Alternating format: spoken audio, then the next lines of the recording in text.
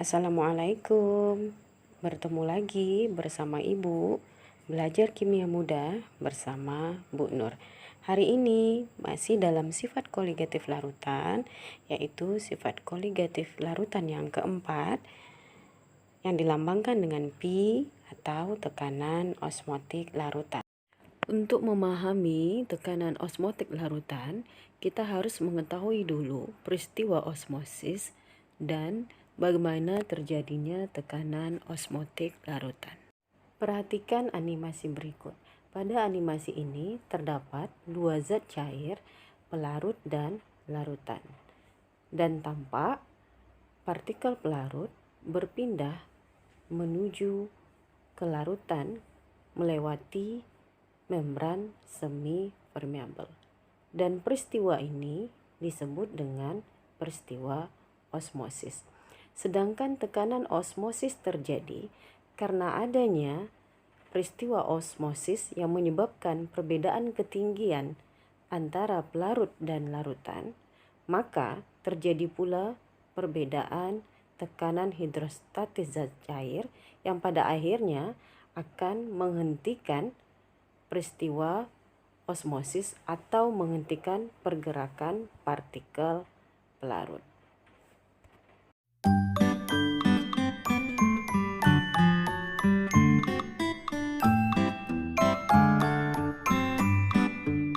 Oke, Ibu akan lanjutkan dengan persamaan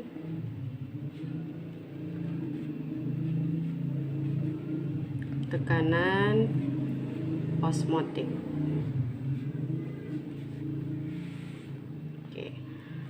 Persamaan tekanan osmotik menurut Van Hoff itu diidentikan dengan persamaan gas ideal. Yang kita ketahui persamaan gas ideal itu adalah PV sama dengan nRT. Ini adalah persamaan gas ideal. Jika kita pisahkan P-nya sebagai tekanan, maka kita akan peroleh P sama dengan N per V kali R kali T. Kemudian P ini adalah tekanan dan kita ganti dengan lambang P sebagai tekanan osmotik. Kita akan peroleh P sama dengan N per V kali R kali T. Di mana diketahui bahwa N per V itu adalah molaritas atau yang dilambangkan dengan M. Maka kita ganti N per V itu dengan M. Maka P sama dengan M kali R kali T. Jadi kira-kira seperti ini persamaan dari tekanan osmotik. Sekarang Ibu akan buatkan keterangan. P adalah tekanan osmotik, satuannya atm. Kemudian M itu adalah molaritas dengan satuan mol per liter. Kemudian R ini adalah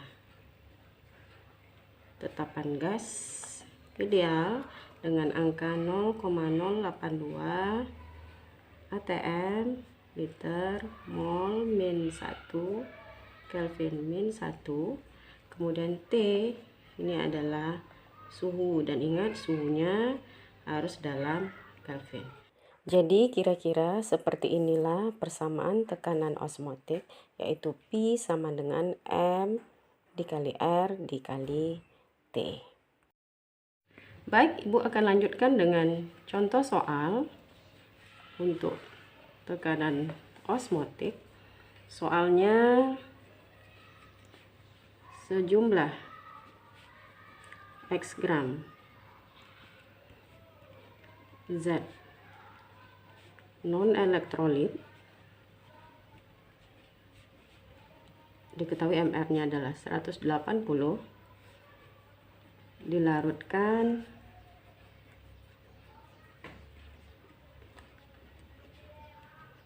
dalam air hingga volume larutan 820 ml. Jika tekanan osmotik larutan pada suhu 27 derajat Celcius adalah 0,9 atm, tentukan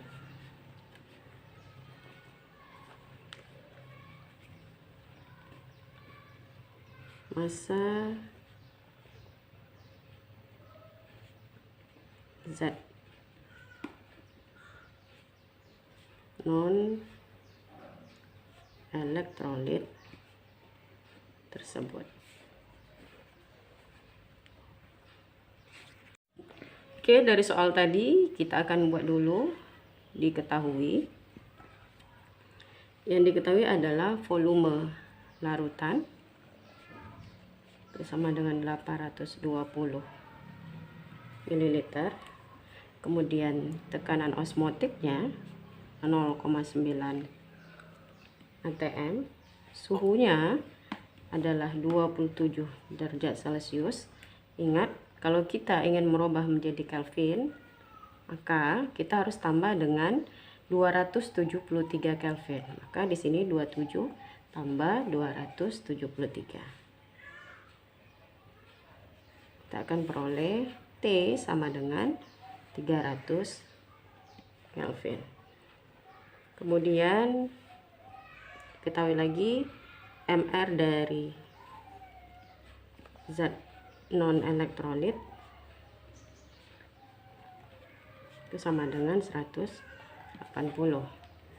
Yang ditanya itu adalah massa atau mungkin X dari zat non elektrolit. Oke. Sekarang kita akan jawab contoh soal yang tadi. Kita buat dulu persamaan tekanan osmotik, yaitu P sama dengan mRT.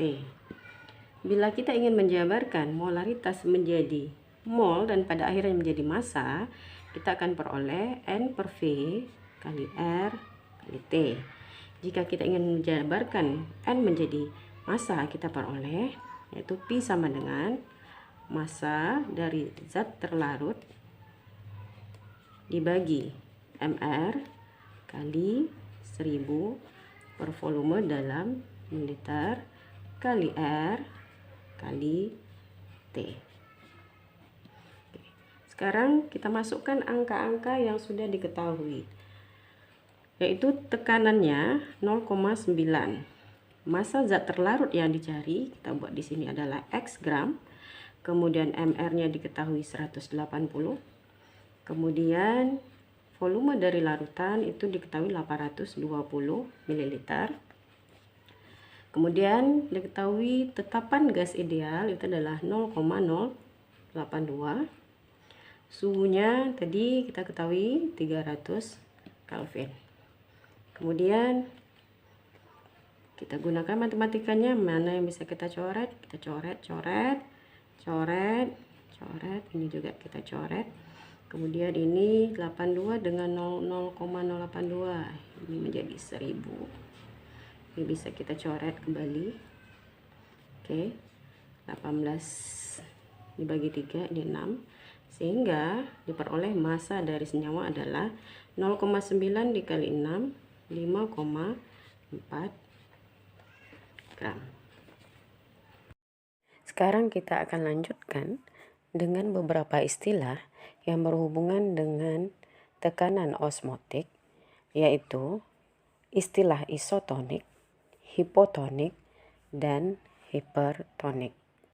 Pada animasi ini tampak sel darah merah dalam larutan.